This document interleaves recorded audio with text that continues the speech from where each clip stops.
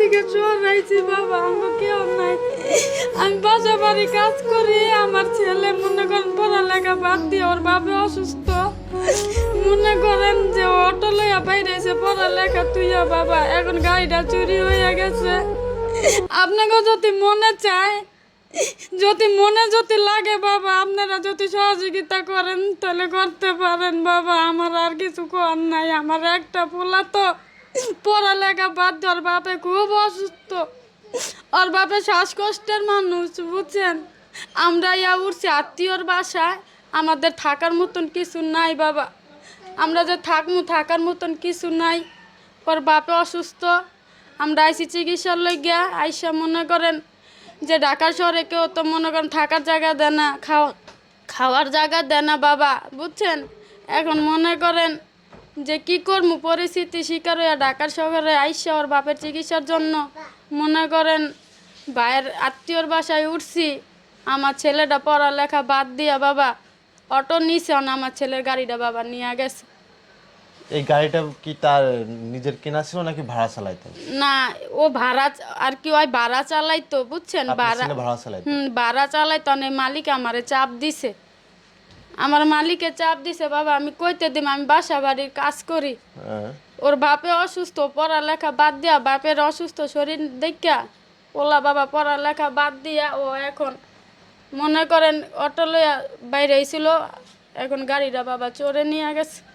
আচ্ছা কিভাবে হলো? আচ্ছা ছোট ভাই বলো তো কি হয়েছে, তুমি একটু আমাদেরকে একটু ক্লিয়ার করে বলো তো। হচ্ছে কি, মতিঝিল বাংলাদেশ ব্যাংকের থেকে আপ ডাউন বাড়া হয়েছিল, মানে দাম দর হয়েছে আপ ডাউন, যে আমি যাবো যে 15 মিনিট। এটা কোন জায়গা থেকে হয়েছে? এটা মতিঝিল বাংলাদেশ ব্যাংকের ওখান থেকে, সিনাকলনের সামনে, সেনা কল্যাণের সামনে থেকে আর কি যাত্রীরা উঠছে। তো ওঠার পরে বলেছে যে ভাই আমি আপ ডাউন যাবো, তো ভাড়া কত নিবা?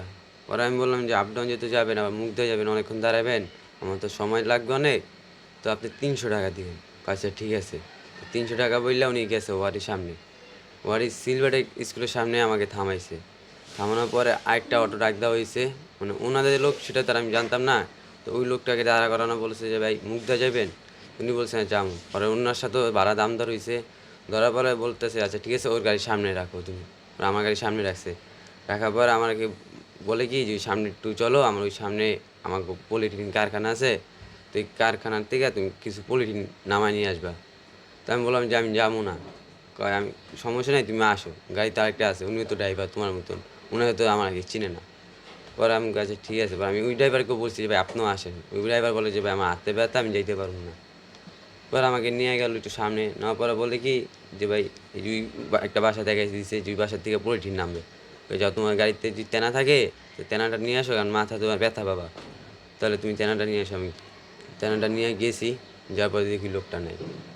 পরে লোকটা নাই, আমি দৌড়ে আসছি, আসার পরে দেখি অটো রিক্সাওয়ালা নাই, আর আমার রিক্সাটাও নেই।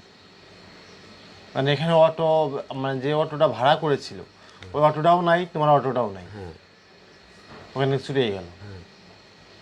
তুমি আশেপাশের লোকজনকে আমি বলছো? অনেক দৌড়াইছি, যেখান দিয়ে জিজ্ঞেসি ভাই এখান দিয়ে কোনো অটো গাড়ি গেছে কিনা, বলছে হ্যাঁ গেছে। অনেক দৌড়াদৌড়ি, কিন্তু দুটো অটো তো হয়তো বা জুততে টাইম না চলে গেছে। আচ্ছা কোনো তালা দেওয়া ছিল না তোমার অটোয়? না, কোনো তালা ছিল না, কিন্তু চাবি ছিল আমার থেকে। মানে এমনি সিম্পল যে তালাটা থাকে বা চাবিটা উঠে নিয়ে চাবিটা দিয়ে স্টার্ট করতে ওইটা তোমার কাছে ছিল? হ্যাঁ হ্যাঁ, আর এমনি আলাদাভাবে কোনো তালা দেওয়া ছিল না? এমনি কোনো আলাদা তালা দেওয়া ছিল না। আচ্ছা এখন এই রিক্সাটা কি তোমার নিজের ছিল নাকি তুমি ভাড়া চালাইতে? একটু বিষয়টা কি? রিক্সা নিজের বলতে কি, মানে ভাড়াই চালাইছি। তো যে মহাজনটা, ওই মহাজন তো মনে করেন যে একটু সম্পর্কের মধ্যে, তো উনি যতই সম্পর্ক হোক, উনি তো সম্পদ। উনি আমাকে চাপ দিতেছে যে তুমি জরিমানা তো দিলে হইব না, কারণ আমার গাড়ি হারাইছে, আমার গাড়ি দিবা, যেভাবে হোক তুমি তোমার ব্যবস্থা করে আমাকে গাড়ি কিনা দিবা। মহাজন তো খুব চাপ দিতেছে গাড়ি কিনার জন্য। মানে এখন তোমার এই গাড়ি কিনে দিতে হবে? হ্যাঁ, গাড়ি এখন তুমি যদি গাড়ি কিনেই দিতে পারছো, তোমার যদি টাকাই থাকো তাহলে তুমি তার রিক্সা চালাইতে না। সেটাই তো। এখন এই টাকা তো তোমার কাছে নাই। আমরা তো মনে করেন যে অসহায় দেখেই তো মনে করেন আমাদের, আমরা যে একবেলা খামু আমাকে ওই তফিকটা নাইকা, একবেলা যে খামু মাইসের বাসায় কাজ করি, বিনিময়ে যা পাই তাই মনে করেন আইসা তাগর লগে মনে করেন যার কাছে থাকি। এখন আমরা ঘর নেই থাকি বাইরের কাছে, বাইরে একটু হেল্প করি। যে আমরা বাবা ঘর বাড়ি কিচ্ছু নেন, আমরা শহরে আইসি চিকিৎসা লেগিয়া আইসা বাবা মানে আমার পোলায় যেমন বড় বিপদে পড়বো এটা তো বাবা বুঝতে পারি নাই কে। এখন হেরা চাপ দিছে এগো গাড়ি দিতাম, এখন বাবা আমি কইতে দিমু গাড়ি, আমি খাই মাইসের বাসায়। আর আমার একটা ছেলে বাবা পড়ালেখা থুইয়া আমার এই ছেলেটা অটো নিছে আমার সংসারে হাল ধরার লেগে। তা আমার ছেলেটা বুঝতে পারে নাই যে এরকম হইব বাবা। না বাবা আমরা কইতে দিমু এই গাড়ির জরিমানা বাবা, আমার তো তেমন ক্ষমতাও নাই গা। আমি কি করবো বুঝছেন? এখন আপনি কি বলতে চাচ্ছেন? আপনি আসলে কি চাচ্ছেন মানুষের কাছে?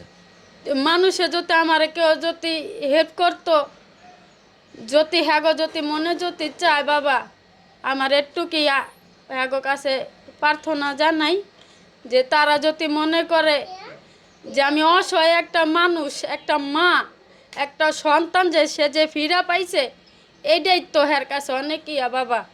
এখন তারা যদি মনে করে যে না সে একটা ইয়া করতেছে, ঠিক আছে বাবা, আমি ওই রকম ধরনের কিছু না। আচ্ছা, পুলিশ প্রশাসনকে আপনারা কমপ্লেন করেছেন কিনা একটু বলুন তো? হ্যাঁ আমরা জিটি করছি, করছেন? আমরা জিটি করছি। সে আর কি বলছে যে আচ্ছা ঠিক আছে, আমি সবই ব্যাংকে তারে কইছি যে দেখেন স্যার আমরা এরকম এরকম এরকম পরিস্থিতিতে আছি, এরকম কাজকর্ম করি, আর আমার এই ছেলে পড়ালেখা থুইয়া সংসারে হাল ধরছে, এটা আমি বলছি পুলিশের কাছে। তখন তিনি বলছে যে আচ্ছা ঠিক আছে আপনারা আবার রবিবার আইসেন, আইসা তারপরে আরেকটা ব্যবস্থা আমরা দেখি করতে পারি কিনা, যেতে গাড়ির নাম্বার নাই কা, তারপরও দেখি আমরা চেষ্টা করতে পারি কিনা।